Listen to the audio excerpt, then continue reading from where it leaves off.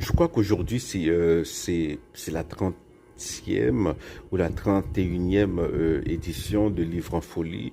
J'espère qu'il y aura de bons livres et j'espère aussi qu'il y a un jour, voilà, nous aurons une jeunesse qui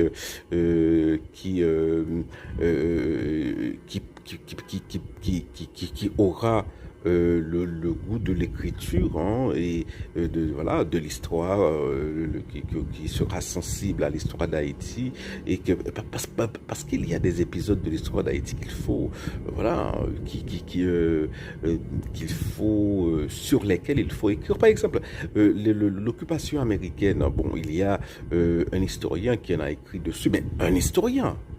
Ça a été un événement, voilà, un moment charnière de l'histoire d'Haïti. Donc il faut avoir des livres, voilà, plus récents, des livres il faut que de jeunes historiens puissent y jeter un regard, voilà, sur ce phénomène-là. Et il y a des figures emblématiques de l'histoire d'Haïti dont on parle tout le temps. Mais bon, voilà, et ces journalistes sous pas besoin. Charles Péral, par exemple, comme petit était gagné. Même des saisies à peine qu'il était mort à 35 ou à 36 ans, parce qu'ils sont morts qui étaient morts à 70 ans.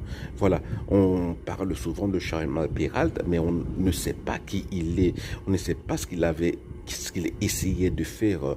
Voilà, quelqu'un qui mériterait une biographie. Et ensuite, il y a cet épisode sombre de l'histoire d'Haïti qui est plus récente. Hein. Voilà, ça commence avec le départ de Jean-Claude Duvalier, le massacre des vaudouisants. Par exemple, à Jérémie, on a massacré voilà, j'imagine, près d'une centaine de Ougans, de Mambo, de gens qui étaient vaudouisants, voilà, qu'on a tués. Mais on n'a jamais su pourquoi, hein.